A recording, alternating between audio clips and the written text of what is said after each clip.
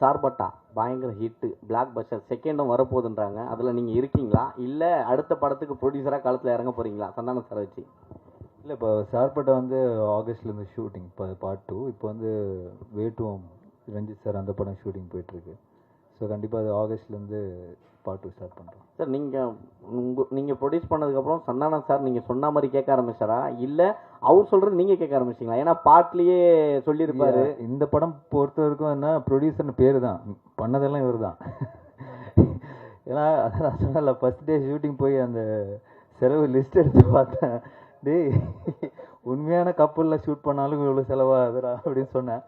But நான் அதாவது சொன்ன மாதிரி இந்த படம் அப்படி எடுத்திருந்தா தான், இப்போ நீங்கள் அந்த குவாலிட்டியாக எடுத்திருந்தா தான் அது அதோட அவுட்புட்டு அது தேவைப்படுது.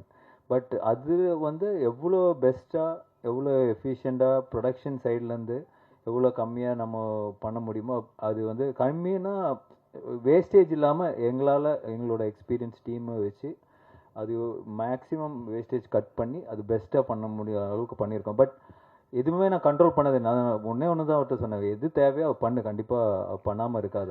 ஸோ அப்படி தான் இது பண்ணது. பட் ஃபுல்லாக பண்ணது அவர் தான்.